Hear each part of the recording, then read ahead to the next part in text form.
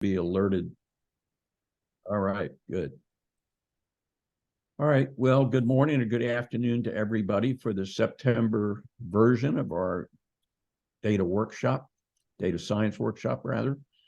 I want to start by, again, seeing how many new people we have. I know we'll start with Arwa. You want to go ahead and introduce yourself, tell us a little bit about yourself, where you're located, and we know that you're already dabbling with AI, so please go ahead. Thank you very much, Bob. I'm Arwa Nada. I'm one of the pediatric nephrologists in Lubanar and St. Jude Children's under UTHSC, Memphis, Tennessee. My area of research is mainly focusing on improving care of patients with kidney disease or children with kidney disease, specifically neonate. So I'm just crawling in the field of AI. And I have a couple of projects running currently, one about early detection of acute kidney injury using AMR alerts, actually, and assessing the impact of this intervention on improving referral and early consults. And actually, we did show that we are improving the referral to the nephrology clinic to follow up on those neonates. And my other projects actually are focusing also on improving the ability to detect the missing appointments or the missing follow-up of patients and coming with a system to help families actually improve their compliance with follow-up. And this is still running actually as a pilot just in the background of the system. So we'll see where we're going to go. Thank you very much, everyone, for letting me join the group. I've been learning a lot. Thanks, Arwa. And it reminds me of two things. Please donate to St. Jude's. I donate every year. It's important. They do wonderful, wonderful work. You get a great blanket too. Yes, yes, you right? do. Correct. So that's one thing. The second thing reminds me that Arwa's on office hours this week. That's every Wednesday. Please use that as a vehicle if you have pressing issues in AI or data science, for that matter. There's roughly anywhere from 25 to 40 people log on. Anthony Chang generally runs it. It's well worth doing. It's a chit-chat session, but people do bring their local issues like Arwa did. So keep that in mind. If you want to know more about it, just email me. I'll tell you more about office hours, but that's just a venue where you can ask questions and discuss things. So that's very valuable. A couple of other people logged on. Anybody here for the first time? Looks like most of the people I know. Anybody else? Okay. I'm here for the first time. Good morning. Oh, okay. Please go ahead. I have been attending Anthony Chang's our office hours, and I think, Robert, I met you during the ABAM course. I did that last year. I am learning more and more about AI, and that's why I'm here, because I like when you said it's a no coding thing. As part of my PhD, I did some coding with for the machine learning and AI as part of the course. And I like that. And I think there are several applications I can work with. I'm not currently working on any project per se, but I'm looking at different items. Thank you, everyone. Okay, great. It's great to have you. And I'm sorry, I kind of missed your name as I scanned it real quickly. So we're love to have you here. And in fact, because we have two people, I'm going to do a little bit of a general orientation. First, I just wanted to say that our textbook is at the book designer, at least the first several chapters. And so I'm scrolling, kind of giving you a little bit of view of what it's going to look like. What you all have that I sent out was just what we use, Google Documents. It's a wonderful platform to collaborate and whatnot. But excuse me, this will be more professional. And we hope to have this book launched in October. That's the goal. And it will be a color print book, which is unlike my other textbooks. It'll be available in hardback and paperback, which is different, and it'll be available in a ebook, probably EPUB and Kindle, in other words. So it will be a step forward. We'll have more information about that likely next month. So that was one thing. The other thing is, let me try to go to our website, No Code Data Science, for those who've not been there. We'll post that chapter 1 shortly. This is what it looks like. So this download a sample chapter will be chapter 1. I remind you of there, I've only put one calculator on there at this point, but it's a good one, because I want to convince you clinicians that you must know the confusion matrix. Take the confusion out of it. It's also called truth table. That's a better term. You know, so much of what we do is based on this. In fact, many good editors demand a confusion matrix. If you had an article in predictive analytics, I can't scroll down further, but there are about 10 types of performance metrics you can generate just with a confusion matrix. Workshop tab will take you to information about the workshop, and there's a link that will take you to all our workshop YouTube videos for each month. So later today, I'll post one for today. So the workshop tab is good. The textbook just gives you very limited information about it. We'll add more to it as we get closer to publication. Resources, there's some cheat sheets for data science and some other resources. Blog, we have some information for you and articles to read that we've done. File share is important because like we're in chapter 4 right now on machine learning modeling, these will be the downloadable data sets that you can play with that mirror the book. And then usually I added a few extra ones. So that's the story. I'll be showing you Orange in just a minute. You should go to Orange Data Mining and look around, download it, and play with it. It comes with its own data sets. It's really fabulous. And I want to just quickly show you JASP, excuse me, an open source statistical package that's free, unlike SPSS, which is what, $1,500 a year, I believe, or SAS. So here I've uploaded the heart disease data set, and all you have to do is go to descriptives, and you can start doing easy things like, let's diamond narrowing is actually the outcome, which means heart disease, yes or no. But you can just start moving stuff over.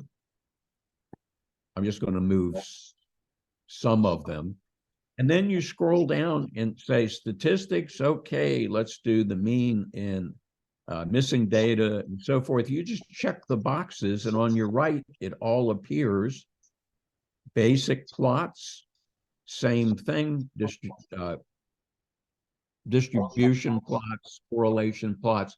My point is, it is so intuitive, you almost don't have to read anything. It comes with a comprehensive PDF guide, but the point is, it really takes up the gaps where Orange maybe is not as good in descriptive statistic. JASP makes up for it. So it'll populate in the lower right. I won't waste more time, but everybody should be familiar with JASP because there's certain things that we'll rely on JASP for because Orange does not do it. But JASP is a wonderful program for basic stats. So I've talked about the website, the book, Orange, the YouTube channels. You can go back. I think we've done 12 or 14 months. JASP, I mentioned, a new book I mentioned. Dave, you want to mention what might be future goals as we see it for certification? Yeah, we're thinking, we've talked before about maybe 3 levels, maybe 5 levels. I think what we're probably circling the wagons on is to do 3 levels. And what we're thinking is, like, if you go through level 1, you should be able to do everything all the way up through tabular data predictive analytics. When I say tabular data, we're talking about data that can be put in a spreadsheet format. That would be like we call level 1. We'll figure out what the name of that certification is going to be. The level 2, we're thinking it'll be tabular data plus probably doing everything you could possibly do with images and image predictions. And there's a lot of really exciting things you could do with images. And then the third level would include everything of the first two, but also include a lot of text analysis. And obviously the AI chatbots and being able to brainstorm better with them, that'll also be included as in addition to NLP. And so that's what we're thinking at the moment. Okay, Dave, thanks. And by the way, while Dave was talking a little bit about certification, I uploaded an article on prompt engineering that I think is more practical and is a good summary of different techniques. I think it's like the top 10 ways. We're entering a period where we are using language models for particularly for administrative things.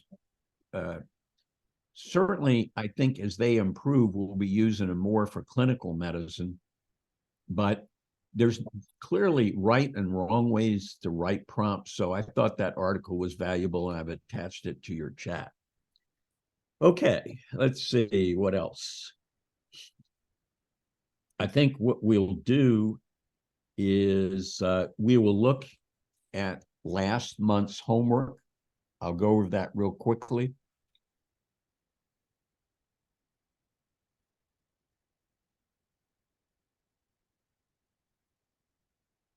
So for the two new people, what we do usually is give you this file, because again, one of the advantages of Orange is that you can save it as an OWS file. You can also write over here. That's I wrote this as far as what I want you to do, but you save it as an OWS file and you can attach it to emails and a lot of other things. I'm sort of surprised that it would accept an OWS file. Excuse me, it is a text file of sorts. So the idea here real quickly was to take our, and let me comment for you new people that you see the menu is shrunken over there. If you want it to expand it, you just go to view and that expands it. Though to give me more space, I'm going to shrink it again. But it's really, you can either go grab some widget over there, or you can right click and alphabetically put in there like file and up it pops.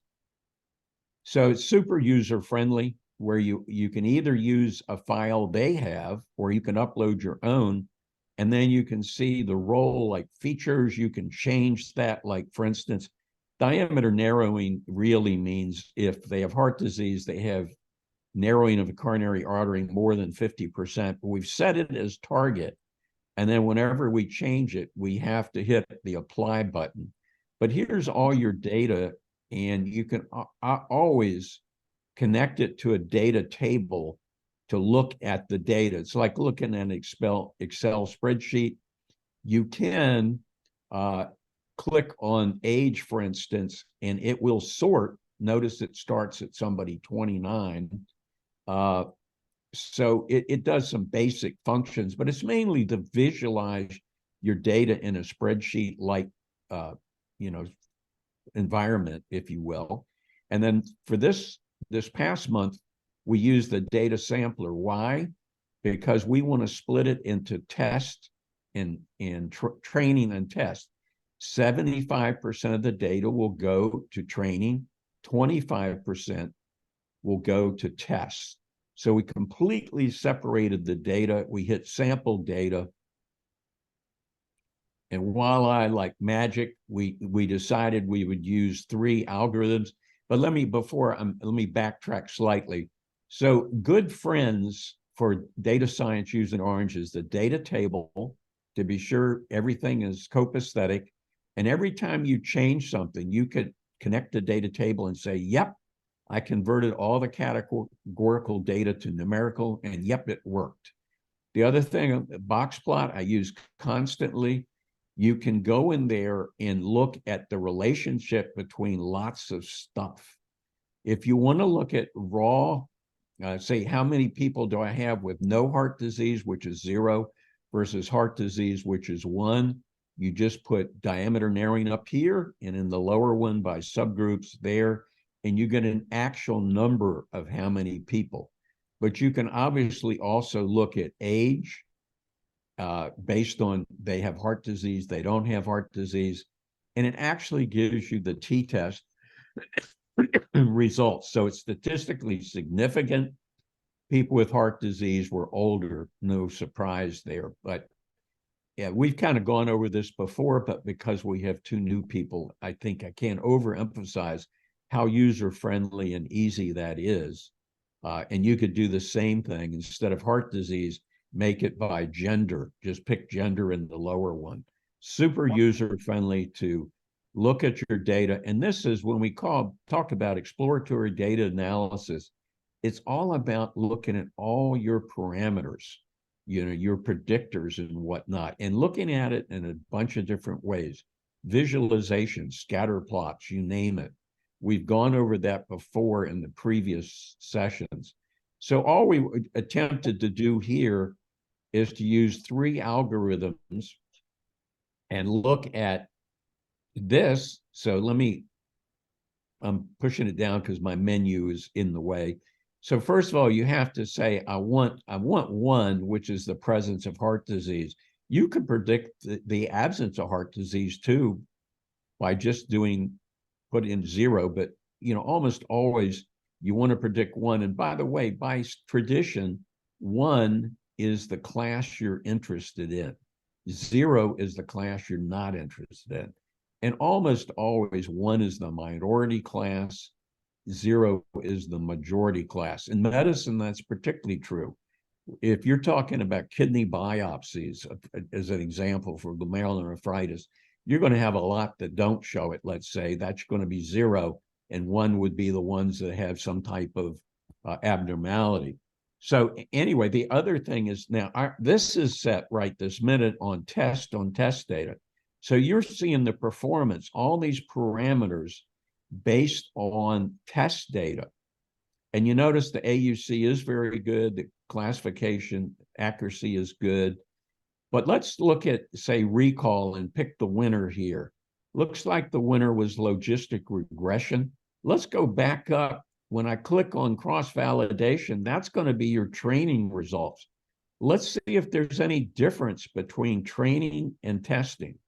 And the answer is, yeah, logistic regression was better clearly on training than test. And that is an example of overfitting, where the model tested or trained rather on the data, but when it saw data it's never seen before, the results weren't quite as good. And that's an example of overfitting, which almost always occurs with data.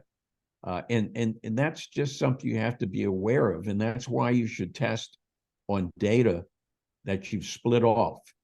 And we'll next month, as we transition to chapter 5 on model performance, we'll go into this in a lot more detail. So that's all we want to do with the homework assignment right now.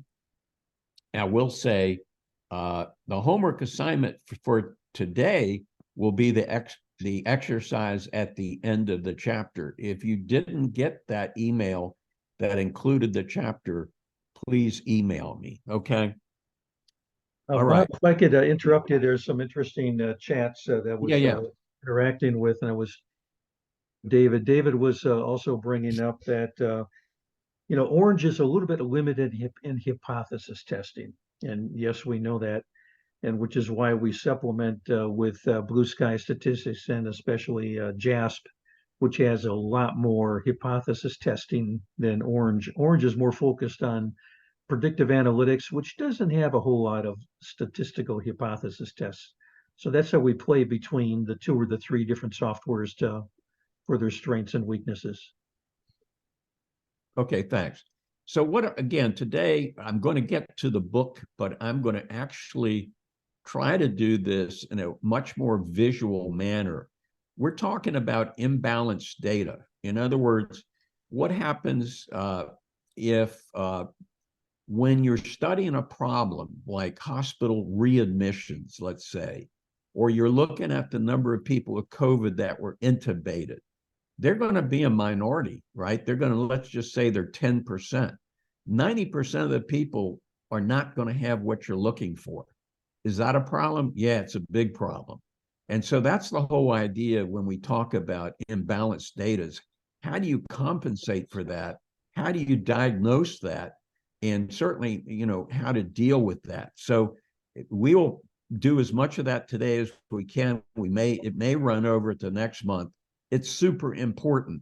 The journals don't spend enough time on this.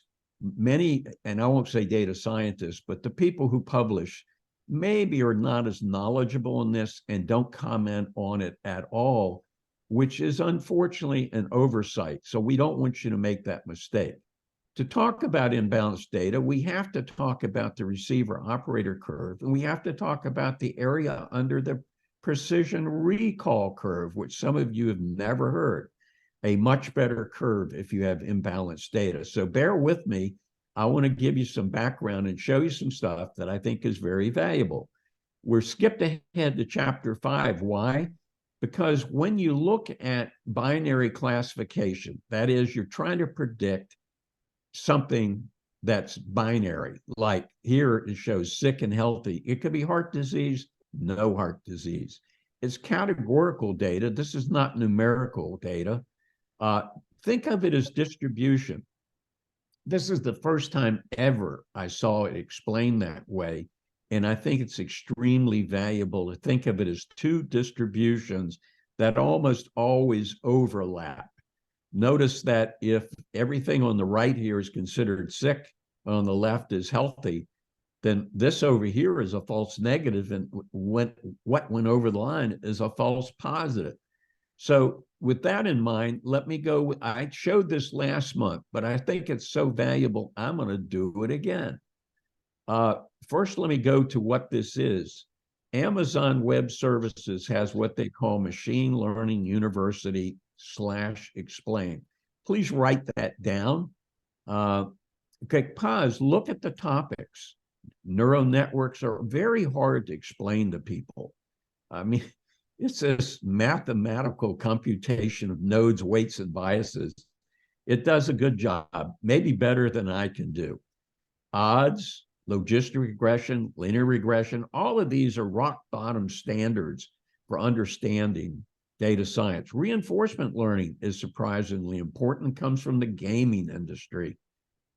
And here's what I'm going to go over, but let me scroll down a little further. Cross-validation, really important. Why do you split data into train, test, and validation? They explain that. And these are all interactive. Precision and recall, we'll cover it today. It's a trade-off. It's a compromise. Random forest, we use it all the time. Bias variance trade-off, another trade-off. Decision trees. And then we don't go into great detail on descent, gradient descent, but it is really important. So I would say, please do spend some time there. But what I want to show you, and this is an amazing visualization, in my opinion, is what they did is they went back to World War II. A lot of people don't know that the receiver operator curve is for radar operators. They were trying to be able to classify Japanese airplanes versus clouds. That's the derivation of the receiver operator curve. So see the airplanes and the clouds over here? So they arbitrarily set the curve at 0.5. Anything to the right of it is labeled as 1 or an airplane. Anything to the left of it is labeled a cloud. But so everything you see on a receiver operator curve generally is set with the threshold of 0.5. And you go down, and this will give you, okay, all right, so that's the default. That gives you a sensitivity or true positive rate, and I'm having trouble seeing, I think it's 0.6, yeah, and a false positive rate of 0.25. So it's low false positives, but pretty low true positives. But the point is, watch what happens here. If you move it, you now have fewer clouds, but you've missed a lot of your airplanes. Over here, let's take it down to like 0.3. You've gotten almost all of your airplanes, but you've gotten an awful lot of clouds. And that's borne out when you look at the false positive rate and the true positive rate. Why is that important? A lot of people honestly don't know that you can shift this curve. And in orange, you can indeed do that. You can also mathematically calculate an optimal threshold. So, authors should be doing that. They should say we have class imbalance, and with the, say, default of 0.5, here's the model performance. But I move the curve over here to optimize true positives, and now this is what we have. So this is a tool in orange. We'll show that. I'm going to transition here to orange, but let me stop. Are there any questions about this? Because this is the best demonstration. The slide before this showing the two distributions and this movable threshold is by far the most user-friendly demonstrations I have for receiver operator. And this will come in handy when we talk about the precision recall curve also. Questions? Or can we move forward? Okay, I saw a thumbs up sign. I always like to see that. All right, so what I'm going to do is, rather than showing you the chapter, which is what I initially decided I'd do, I'm going to actually do something different. And bear with me, I'm getting over non-COVID crud. That's what happens when you attend a large wedding and it's so loud and people shout at you, they're spreading, viruses. So hopefully I won't lose my voice. So up here, you see balanced data. You can, by the way, for you new people, you can just click on T for text and you can write that. You can do your own play here, create your own workflow for your own education, and then save it. It'll automatically go to documents as an OWS file, and you can share it with other people. That's the beauty of it. So this is like having a Jupyter notebook for programming, but we're not programming. So let's look at what we have here. So in our file, we've got heart disease. Once again, that is it is a default for the file widget, has 6 data sets already in it. The dataset widget has 65 data sets in it. So that gives you all lots to play with and experiment with, which is critical. We need you to play with this stuff. It tells you how many instances, which means rows, features or attributes or columns. And actually, there are only 2 missing thallium stress tests in all 303 patients. So very little missing data.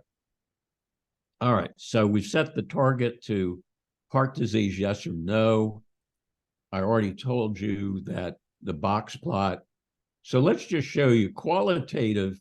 You're saying, are these classes well distributed? This is qualitative. You say, yeah, they look pretty close to even. We go down to an imbalanced data set. So qualitatively, whoa, big difference. If you want it quantitative, I've already shown you the box plot, 164 versus 139, pretty close. And then for the box plot down here, this is the Framingham heart data set, predicting how many people got heart disease in 10 years. So look at the difference. We got a problem.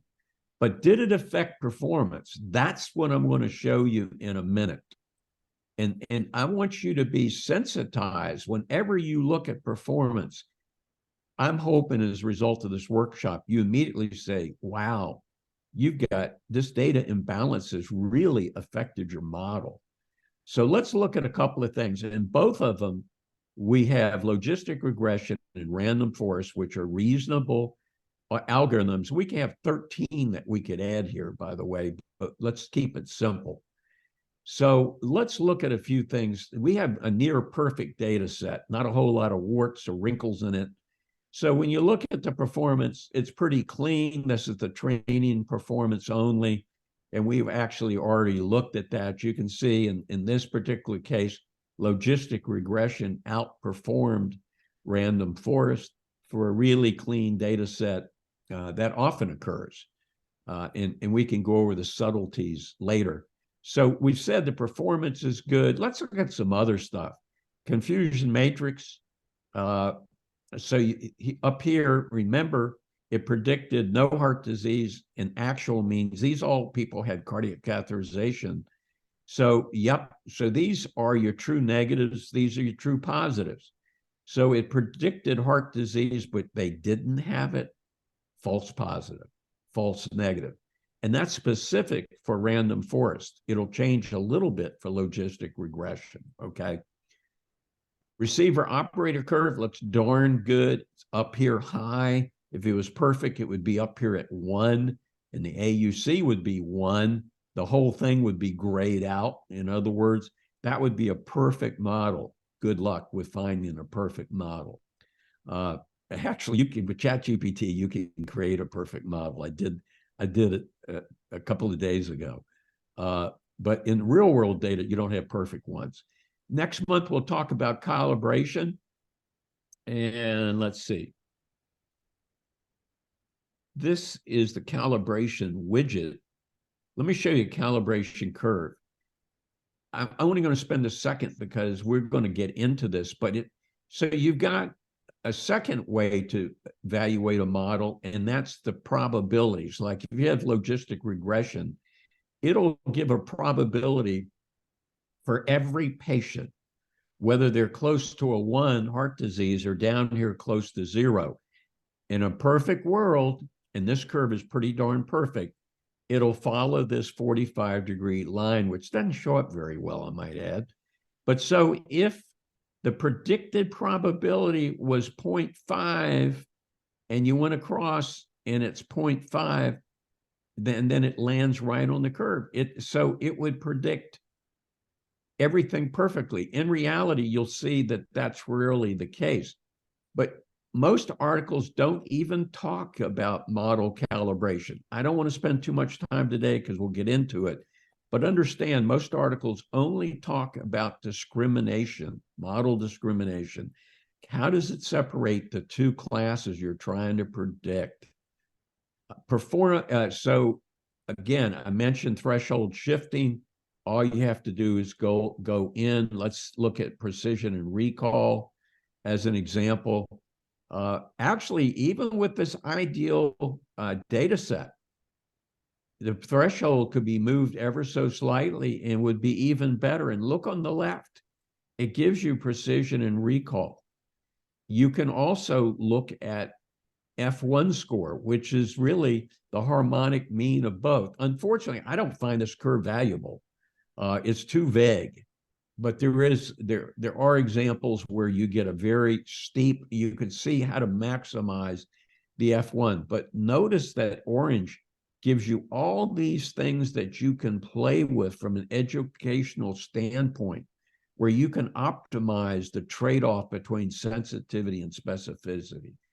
Great for education. All right, so, and then here lastly, and by the way, we actually, Dave and I, paid for Orange to create a precision recall curve and the MCC, Matthews correlation coefficient. So they created these and posted them on the Orange website. Since then, we have collaborated with a Python expert. In Orange, there is something called a Python script. You can actually create your own widgets. It's a little bit more complicated, but I'm just telling you, we've done that, and we'll show you a smoke widget. But here's an example of what's really looks like a mirror image of the receiver operator curve. And for class imbalance, this is what you should be using. Authors, some don't seem to know that.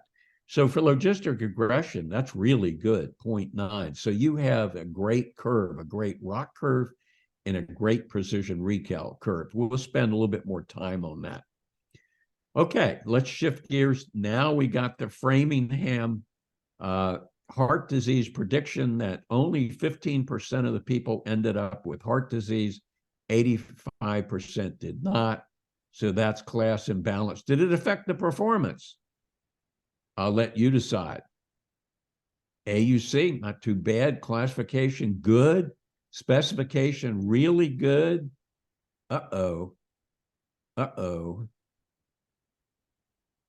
So what it's telling me is it picked up almost no positives, but most of them were true positives. Just looking at logistic regression alone. Matthew's correlation coefficient looks at both the positive class, 1 and 0, and a great model, terrific model would be maybe 0.8, 0.9. That's pretty awful. F1 score, again, look at that as the compromise between precision and recall. Lousy. Love to see that 0.8 or whatever. So yeah. So what I want you to look at is this paradox that repeats itself over and over again. Can you see why reporting the AUC or specification only would A, be cherry picking, and B, would be highly misleading? Same would be true if they did, say, precision and failed to report recall. So it's doing a terrible job of picking up that 15% heart disease. What it picked up was mainly true heart disease, but the model failed. So we're going to talk about what you can do to overcome that. But let's look at the other ones. So confusion matrix. Look at the number of false negatives. It picked up 51 true positives, but look at all the false negatives. So that's number one. Receiver operator curve, instead of being way up high, is considerably lower. Calibration, let me pull up the well, here's the F1. Gives you the threshold for the F1. In this case, it's valuable. The F1 curve, you would pick 0.2, let's say, as the threshold. But let's look at other things. Let's look at the calibration curve. It's way off the mark for logistic regression. And even worse, this would be terrible. You know, you want it to be here. It doesn't even include anybody up around 1, which is the presence of heart disease. So it's really awful, is what it amounts to. But that being said, let's go back to precision recall. And notice if you went to the default of 0.5, what happens? So with threshold shifting, it's a compromise, it's a trade-off, but that would be more optimal, somewhere around 0.2. But that's the beauty of Orange, that allows you to do that. Next, look at the precision recall, where recall is on the x-axis, precision is on the y-axis. And another thing, remember on the receiver operator curve, the 45-degree angle is like, basically is just a guess. If your receiver operator curve is down there, it's no better than a guess. For the precision recall curve, the no talent level here, which is this line that I'm showing you, is simply the percent of positives. So remember I said it was 15% positives, 0.15, it's 15%. So for it to be even worth mentioning, it has to be above that. And in fact, it is. So for logistic regression, it's 0.3. Remember on the balanced data set, it was 0.9. So what they should be reporting on the raw data, or once they've adjusted it or whatever, is not the receiver operator curve, but the precision recall curve. Okay, so I'm really done with that part of it, and I'll go to the book chapter. Let me see. I know it's unfortunate how much time that took up, but I think it's core knowledge. If you, whoops, let me go to the next one. I may be able to skip over a fair amount of this first part because I covered it. Let me try to get back up to the beginning here.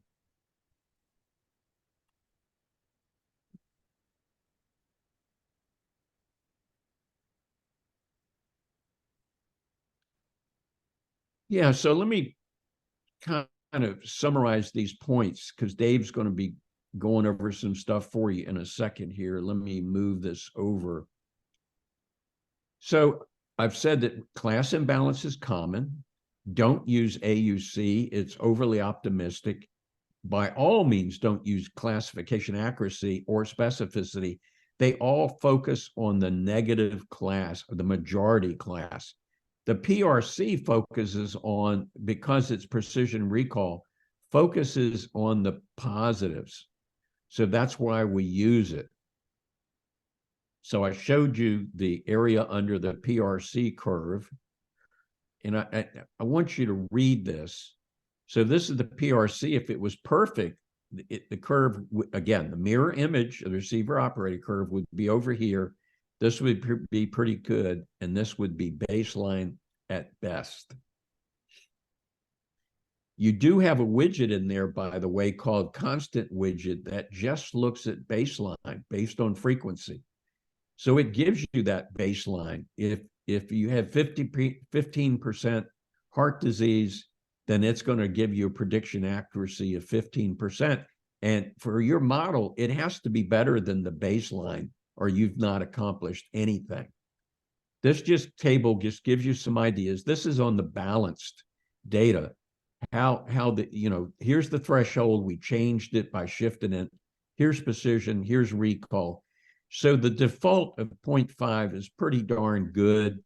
And that's, so it's a compromise. It's a balance. So that is what you would go with. But ultimately, I need to mention, for clinicians, it's up to the clinicians what the precision and recall trade-off ought to be. Who can tell me why you don't want a lot of false positives? Anybody? You can unmute and contribute, and tell me that. We can over-treat and over-investigate and overdo workup.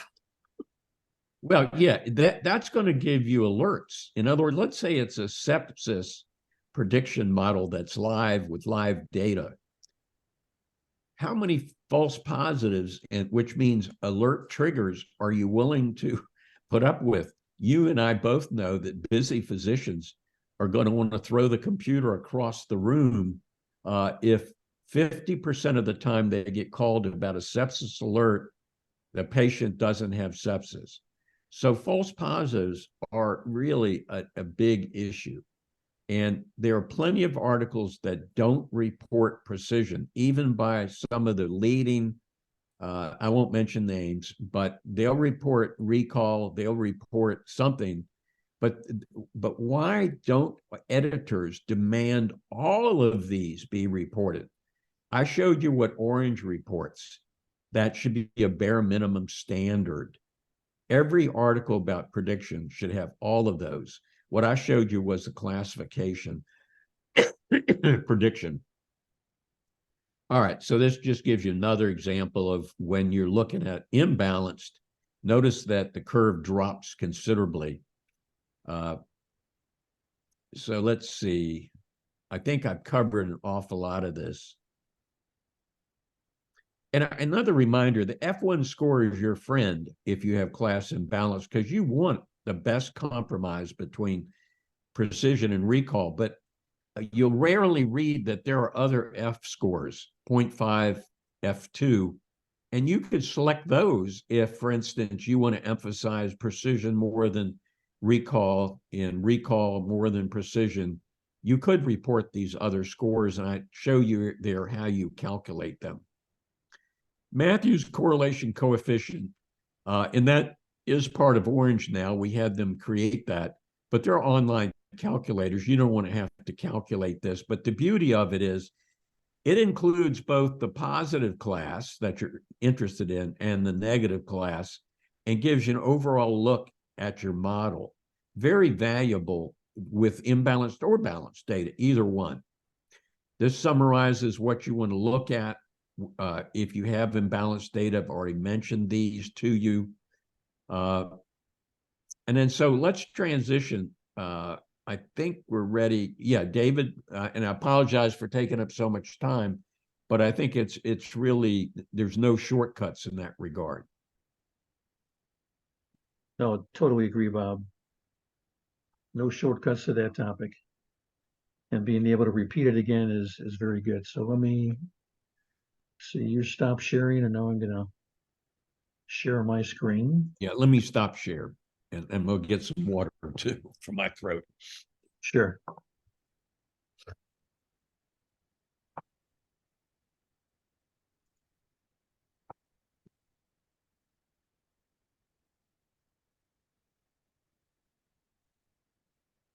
All right, so I hope you can see. So these are some sections out of the book. The only thing that I've done is just for the purpose of this workshop is I've added a little bit of some blue comments and some pictures once in a while, just to kind of accentuate the story, to kind of keep you awake for the hour 15 minutes that we're talking about here. So Bob did a good job of showing different things of how we want to deal with imbalanced data. But here I'm going to go over some details of some of the techniques that are recommended.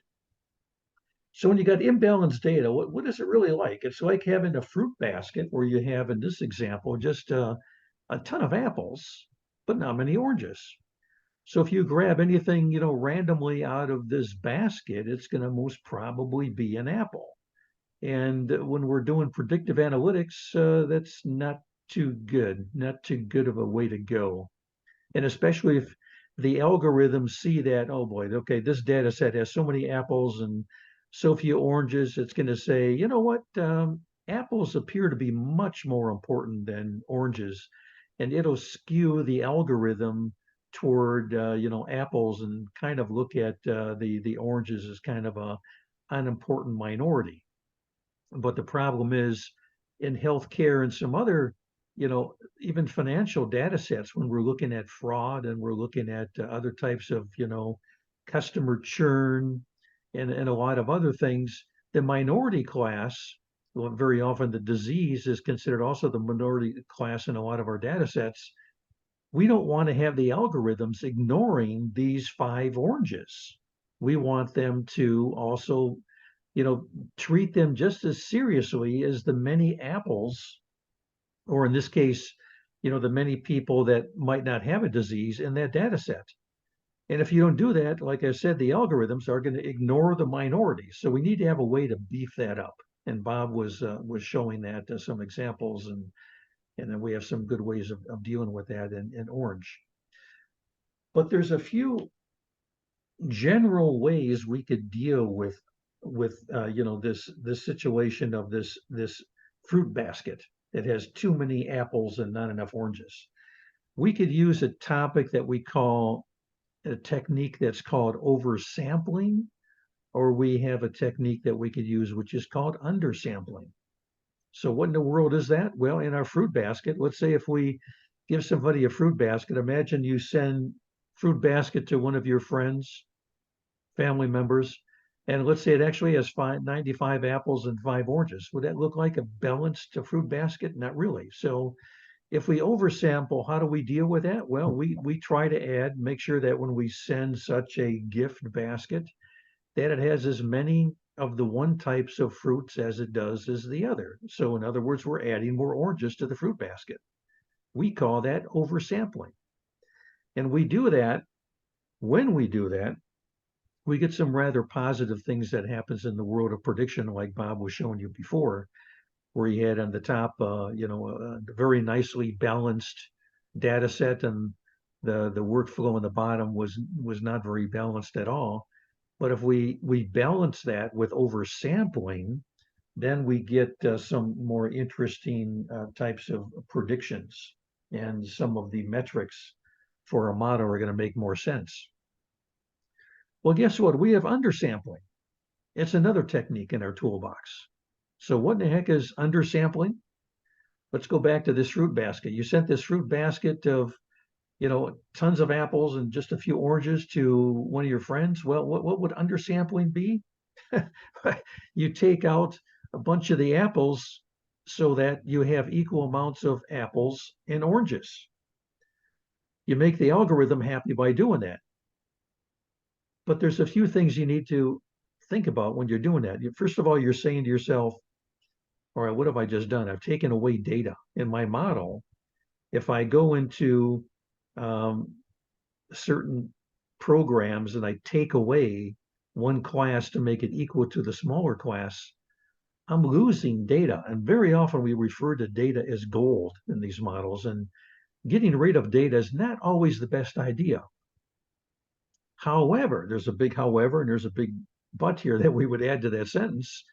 And it would be that, you know what, if we're really trying to predict the minority class and don't really care too much in this example about predicting the healthy class, but we're trying to predict the unhealthy, the unhealthy class, we don't have a problem of taking away some of the healthy patients and making it then so we have an equal amount between, in this case, the oranges or the apples or the healthy people and the unhealthy people. So that's an example of undersampling. Now, unfortunately, in Orange, we don't necessarily have direct methods that were there before that help us do undersampling and oversampling. So what Bob and I have done in a lot of experiments is we might go into Excel is a real easy place to go if you have oversampling and you make another column of random numbers for one class and just randomly take out how many you want to take out to make sure that you have then equal class between the class 1 and the class 2. So that's one way of dealing with oversampling. Now undersampling is interesting. There's some methods in Orange, but we haven't really proved them out to be terribly useful. But if you look at, for example, SMOTE, and Bob had mentioned that SMOTE is a very interesting technique we'll talk about a little bit as I scroll down, but it'll actually create some artificial data that is actually in between the real data. So it's just kind of filling in some gaps to be on the safe side of adding some extra data so it's adding more oranges by adding them synthetically is one way of dealing with it. Now, another way that we've dealt with undersampling is we've experimented with, you might have heard of synthetic data. It's a really big topic. If you look at, a bunch of researchers and the research organizations, and you'll find that people are kind of claiming that, synthesized data is really going to be a really big deal for the future. So what Bob and I have been doing is we'll experiment with undersampling, we'll experiment with oversampling with SMOTE, we'll experiment with adding up, beefing up the data set with some synthetic data to a few different sites like Gretel and other ones, and then we'll do the analysis and see what happens. Now, one thing we want you to keep in mind when you're using synthetic data is that you should really only be doing it with the training data. You shouldn't be messing with the test data. Because keep in mind, what is the test data that we put aside? We're trying to use our model, which is the training model, to come up with a great algorithm that we feel has really done good on the training model. And then we're going to let it loose on the test model and see how well it predicts. So test data is data that it has never seen before. The model has never seen that before. And that's what we want to predict. So we shouldn't be messing with the test data, but we can play around with the imbalance. So why are we dealing with oversampling and undersampling? Because we're trying to use those methods to come up with the best algorithm to forecast the data we have in the training set, with the hopes that that'll also project to the data that it has not seen, which is referred to as the test data or the validation data. So again, you shouldn't be adding data or taking data away from the test data, because that's what you're trying to predict. But it is legitimate to do that with your training data, which is your sandbox, where you are trying to come up with the best algorithms or the best one magic algorithm that's maybe a little bit or maybe quite a bit better than the other ones. And then at the end of the day, if that works great on the test, the training data, you can certainly test it out on the test data to see if that works out. So those are some of the methods where we could basically balance our fruit basket, right? There's other methods that are in orange that are actually pretty effective. And it's called class weighting. If we know that we have some imbalanced data set, and you can know that right away by looking at your data, like Bob showed earlier. You go and you do, a box plot or a histogram, and you see you got a lot of imbalance. You could then, a few of the algorithms in orange, you could check a box that'll help you deal with adding weights. And what in the heck are weights? Well, what weights are going to do is they will mathematically assist those classes that are under participated in the data set to try to equalize their mathematical impact in the algorithm and also in the model search to find the best algorithm. So what's a simple analogy here? So imagine you got a teacher that's in a class, and who are they going to pay attention to? The one student that's screaming all the time, or the really quiet, well-behaved students? Well, that unfortunately the teacher has to pay attention to the one student who's hopping around and screaming, right? And what happens is they don't pay a whole lot of attention to the very quiet ones, or in this case, the analogy here is comparing this to, the minority class, and that's exactly what the algorithm does. It says the elephant in the room with all the data, that's wrong going to focus my algorithmic attention and make sure that I predict that, even though that might not be very interesting, because trying to predict the majority class when it's really just talking about the healthy people is really maybe not the focus of your research or your analysis. So back to the weights. So how do we equalize this? How do we get the teacher, so to say, to focus more on the quiet students or on those classes of data that are really under-participated numerically in the data sets? Well, we have here, if you go into random forest in the logistic regression widget, you will see, and I'll pull that up in a minute, the OWS file, there is an option there where you could say balance class distributions. And you might say, whoa, what's it doing? Balance class distribution? It's not changing the numbers. It's not undersampling like I mentioned earlier. It's not oversampling like I mentioned earlier, but it's just mathematically trying to give the minority class a more of an advantage of being taken more seriously or as seriously as the class that has a lot of the data. So what happens when you look at the test and score? What you will notice is it'll give you a little bit more of a fairer representation for imbalanced data sets. Now, one thing you got to watch out for is that if we only have two algorithms where orange has this option, all the other options of the algorithms that we're comparing this against in the test and score widget is not going to be weighted, but only the random forest and the logistic regression are going to be weighted. So you got to take that into consideration. And what you will notice in those kind of situations is that the random forest and the logistic regression will be less whitewater rafting when you're looking at that test and score widget, and you'll find that it's a little bit more steady. You won't have the ups and incredible downs on some of those metrics that you will on some of the other algorithms that Bob showed earlier. But this will kind of balance things out a little bit.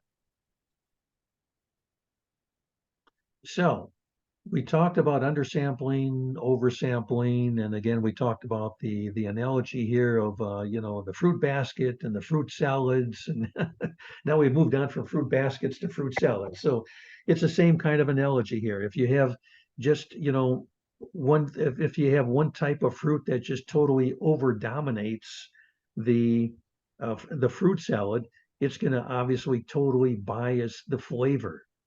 Or in this case, this analogy, it's going to totally bias what the algorithm, what kind of an opinion it's going to build, because it's just way too one-sided of having one class of data and not the other one. So these are just some of the reasons, additional reasons for why we want to be careful, why we want to avoid, you know, imbalanced data set. Here we have two little graphics that try to explain what happens when we undersample. Let's see if we have a little basic histogram on the original data set. So I got one class over here, not too much. And here I got one that's a lot, and that's going to be typically the healthy people if it's a medical data set. And over here, that's the unhealthy. So we have the unhealthy, like Bob right now, he's a minority of this class, right? So he's the only person that has a situation to deal with. So how do we deal with that? So when undersampling, we take away from the healthy data so that we have a one-to-one relationship, or as close as we could actually get to that in the data that we're actually going to analyze. So we're not messing around here with the unhealthy class of data. We're just taking away from the healthy class so that they're equal numbers, and then the algorithms will have a fair chance of treating them equally when it's trying to find out what's the best algorithm to create the best predictive model.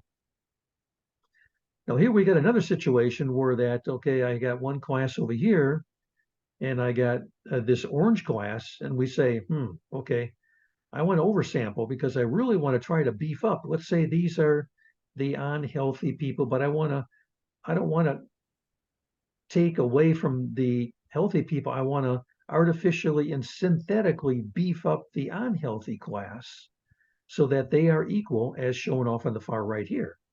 That's again that we call oversampling. And we could do that again with synthetic data, with Gretel and other types of websites, or we could use our SMOT method. And again, a very cautionary note, which is incredibly important. You don't do this sampling. You shouldn't be undersampling or oversampling or synthesizing anything with the test data. You should only be doing that with the training data. So again, we have undersampling. I think we've talked about that a lot, and I've already mentioned that previously. Where that you might say, wait a minute, you're taking away data. Isn't data gold? Is that really a good idea? But again, in this situation, if you're really trying to just predict the sick people and not the healthy people, you can convince yourself that, you know what, well, let's take away from the healthy people. And so I'm going to undersample that. And then again, all of this is an experiment. You then do the modeling, you look at the test and score widget, and you see exactly what happened. Now, if you go into the literature, there's another very interesting other option that you could look at. What they would do is on the same data set that's very imbalanced, they'll take away some of the overbalanced, and they'll oversample the under. So they'll do a combination of under and over. And again, all of this is relative to your data set. And there's been some articles that have done research and some experiments with this method, and they say, that works out pretty good. And that might work out really good for one data set, but maybe not for another one. So you got to be careful that if you're doing research or some analysis and you say, wow, that just did wonders for my one data set, but it didn't do wonders for the other.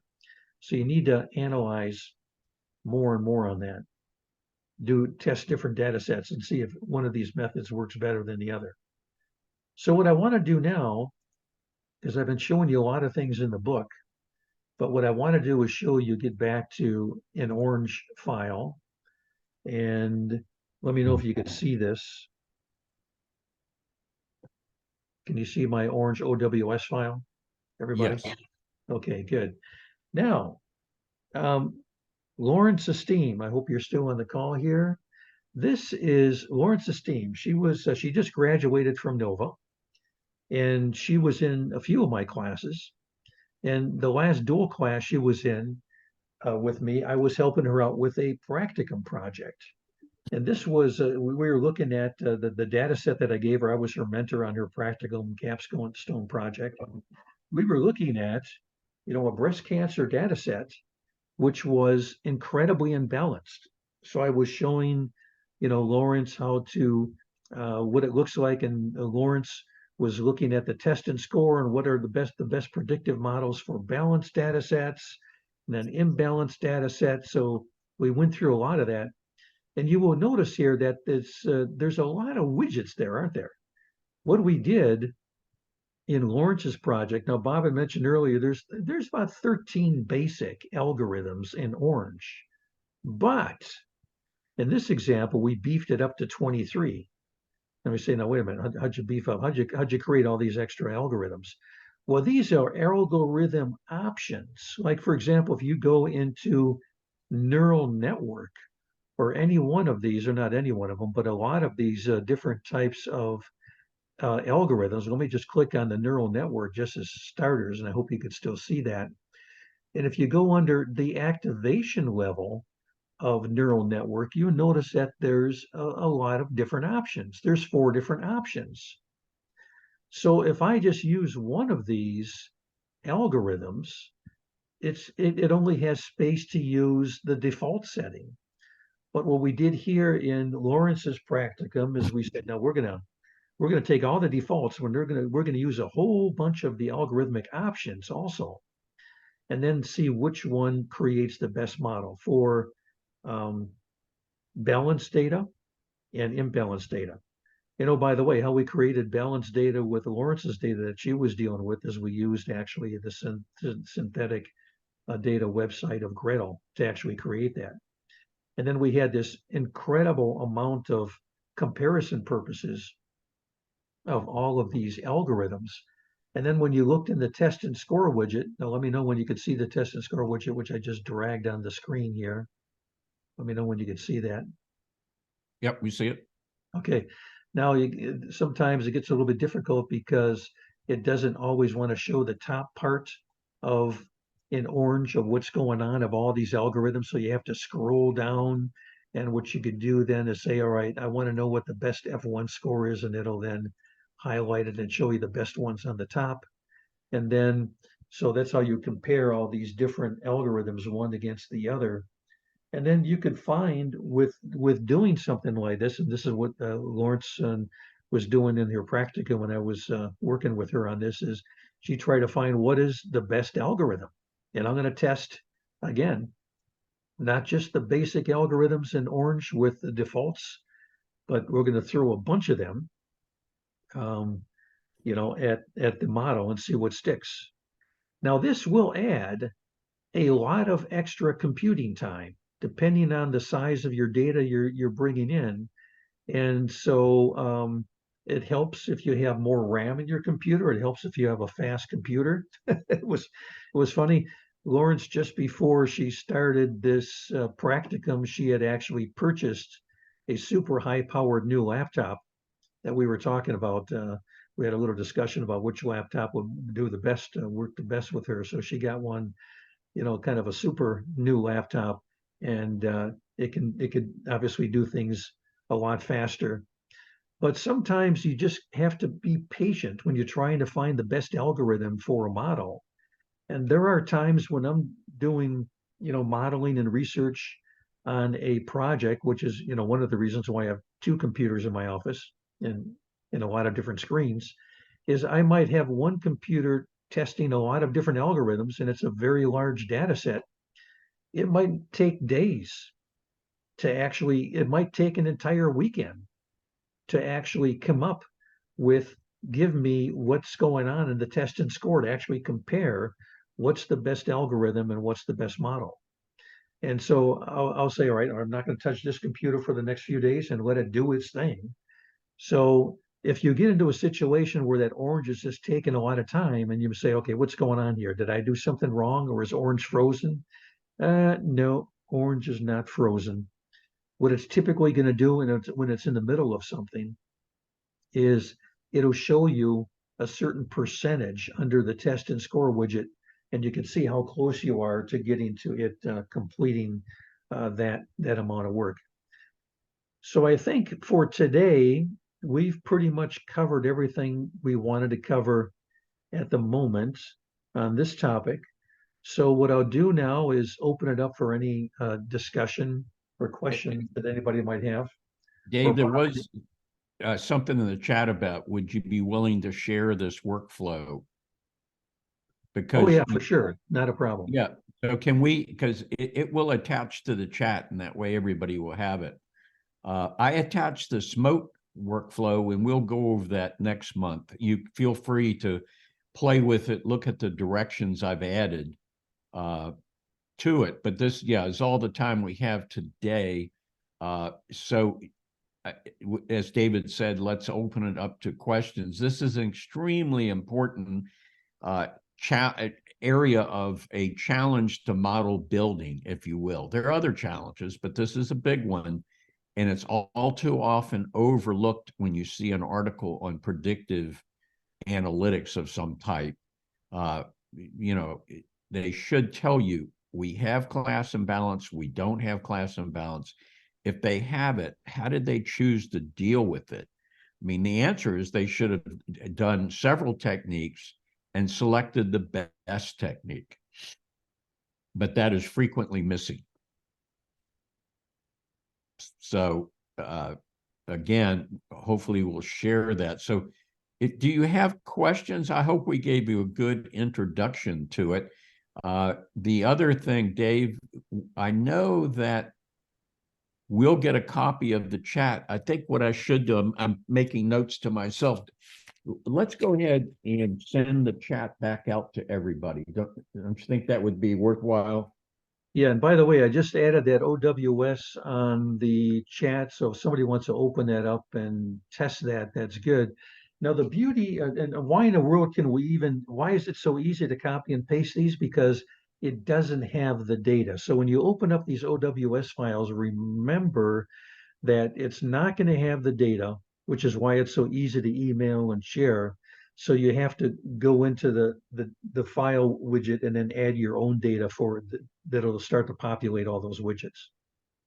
Good point. So it'll give you all the workflow, but you will have to upload the data, the same data we used or the data of your choice. So I'm going to send, Maria needs a book chapter. Somehow she did not get that. Anybody else need chapter 4? How about any other questions? I've got a question about, I've been sort of practicing creating my own widgets using the Python code widget. And I was wondering if you have any advice. It's so far, it's been a little difficult. Well, that's really why Bob and I, we kind of team up on those kind of topics with more of a Python expert, Okay. friend of ours, John Principato, and he helps us with those things behind the scenes, the Python nuances of doing that. Okay, great. Thank you. And thank you so much. Great presentation, great workshop. Hey, Lawrence, do you want to unmute and talk a little bit about? I talked about your project here. you want to unmute and talk about what you learned on playing around with that data set? Sure. I can. You want me to bring it up real No, quick?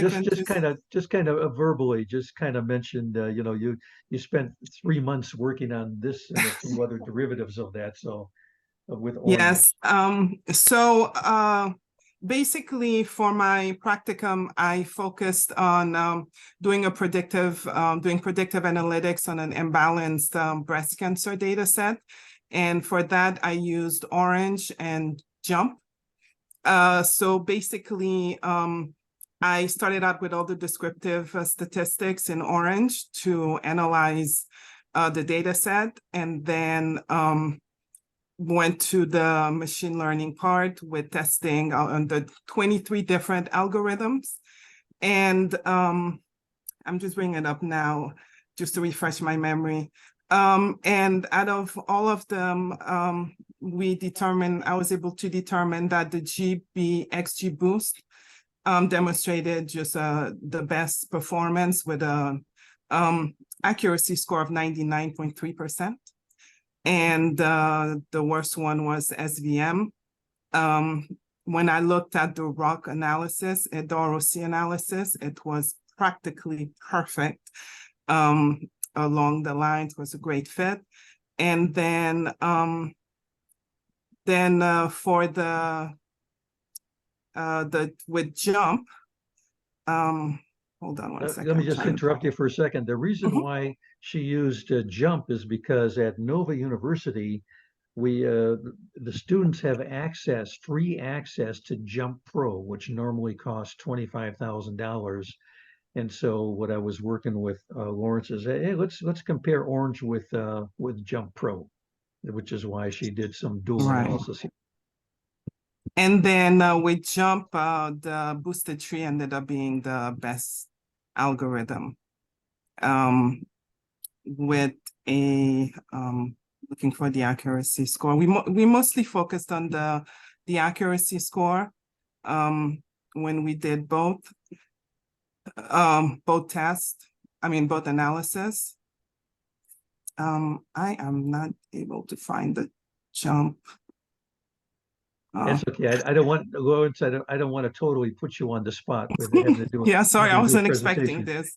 Yeah. I didn't have so time so to that yeah, no, I don't want to put you on the spot with that, but I just wanted to have you say a few words for a real life person that's done, pretty deep project here on Orange and compared it with JUMP. So thanks for that, Right.